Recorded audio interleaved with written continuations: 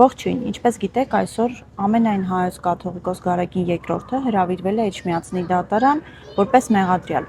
Սա աննախադեպ երևույթ է իրականում եւ ոչ թե նրանով, որ կաթողիկոսը մեղադրյալի կարգավիճակում է, այլ առաջադրված մեղադրանքով։ Հիմա կբացատրեմ ինչու, նաեւ կասեմ, թե ինչ սխալ են գործում, թե իշխանությունները, թե ընդդիմությունը։ Տեսեք, ինչ մեղադրանք է նախ առաջադրվել կաթողիկոսին։ Նրան առաջադրվել է դատական ակտի կատարումը խոչընդոտելու մեղադրանք, հարցը վերաբերում է նրան, որ դատարանը որոշում էր կայացրել, որ պետք է Մասյացոտնի թեմի առաջնորդը վերականգնվի իր պաշտոնում, այսպես ասած, ինչը աբսուրդ է, նոնսենս է։ Տեսեք, համաշխարհային պատմության մեջ առհասարակ գոյություն չունի դեպք այն պետություններում, որտեղ եկեղեցին անջատ է պետությունից, չի կարող լինել դատարանի կողմից վճիռ, որով դատարանը որոշի ինչ-որ հոգևորականի վերականգնել կամ հակառակը ազատել իր հոգևոր ծառայությունից։ Աշխարհի տարբեր երկրներում դատարանները միշտ փորձում են չխառնվել, չմիջամտել եւ նաեւ հիմնավորում են դա սահմանադրությամբ եւ օրենքներով։ Օրինակ, նույն Հայաստանի Հանրապետության սահմանադրությամբ եկեղեցին անջատ է եւ պետությունը չի կարող միջամտել եկեղեցու գործերին։ Իսկ հոգևոր ծառայությունը եւ այդ ծառայությունից ազատելը կամ նշանակելը դա արդեն հոգևորականների ներքին կանոնակարգով է կատարվում, այլ ոչ թե աշխարհիկ օրենքներով։ Ես հիմա կբերեմ ձեզ մի քանի օրինակներ, որոնք որ եղել են աշխարհում եւ նաեւ կասեմ, թե ինչ հանգուցալուծում են ունեցել այդ գործերը եւ վստահ եմ, որ նույն Հայաստանի դատարանի, ճիշտն ասած չգիտեմ էլ, թե որ դատավորն է որոշել այդ վճիռը կայացնել եւ փաստացի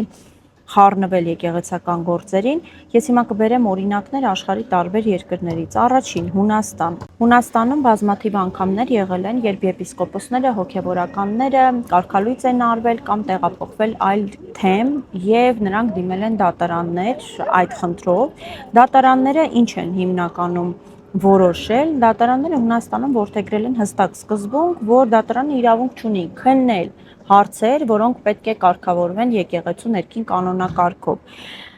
Եվ այս կերպ հիմնականում դատարանները հետ են վերադարձրել նման հայցերը, այսինքն խուսափել են միջամտել եկեղեցու ներքին հարցերին։ Երկրորդը Վրաստանի օրինակն եմ ցանկանում բերել, այստեղ հետաքրքիր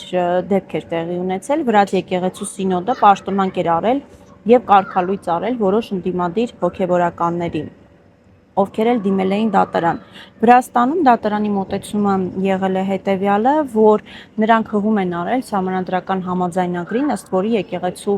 հարցերին չեն կարող միջամտել եւ եկեղեցին առանձին կառույց է եւ նորից հետ են ուղարկել հայցերը, չեն քննել ուղակի։ Հաջորդ այս թեմայով ամենահայտնի երևի թե դեպքը տեղի էր ունեցել Ամերիկայի Միացյալ Նահանգներում, Սերբ ուղղափառ եկեղեցին կարգալույծ էր արել ԱՄՆ թեմի առաջնորդին, ով էլ դիմել էր Իլինոյս նահանգի աշխարհիկ դատարան։ Դատարանը ճանաչել էր, որ եկեղեցին իր ներքին կանոնակարգը խախտելով է կարգալույծ արել հոգևորականին,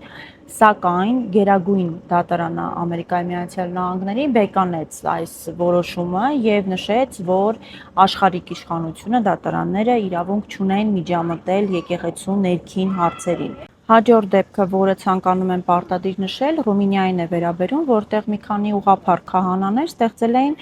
աշխարհիկ արմիություն, որպեսզի եկեղեցուց պաշտպանեն իրենց աշխատանքային իրավունքները։ Եկեղեցին արգելեց այդ արմիության գործունեությունը, իսկ պետական մարմինները հրաժարվեցին գրանցել այն։ Հետագայում Մարդու իրավունքների Եվրոպական դատարանը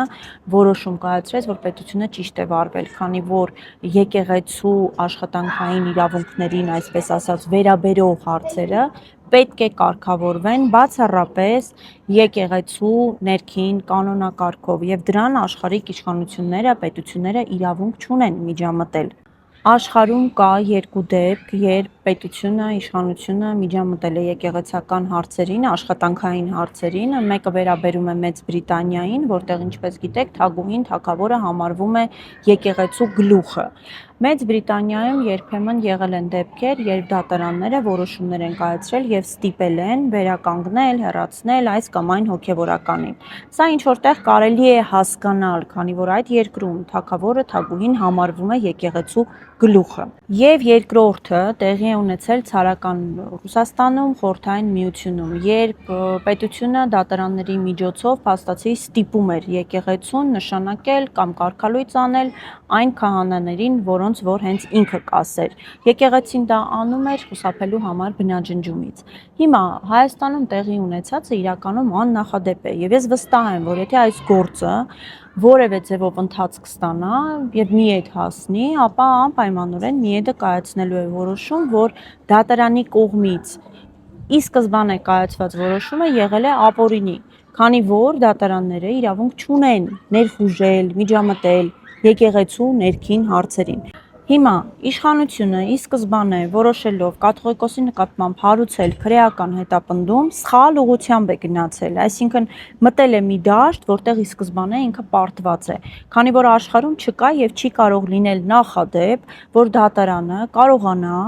ազդել եկեղեցու ներքին կանոնակարգին վերաբերող հարցերի վրա, որն է ինչ որ քահանայի կարգալույծ անել, նշանակել, ազատել, տեղափոխել այլ թեմ եւ այլն։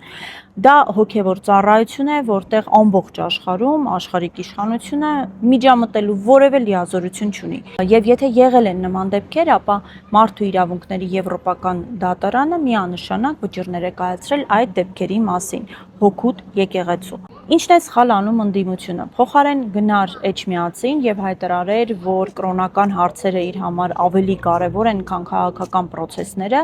պետք է գիտակցեր, որ իր առաջնագիծը հենց ազգային ժողովն է։ Այսինքն հենց ազգային ժողովում նա պետք է բարձրաձայներ այս հարցը, ստիպեր падգամավորներին, բերեր թե միջազգային փորձը, թե իրավական հիմնավորումները եւ հենց ազգային ժողովում պայքարեր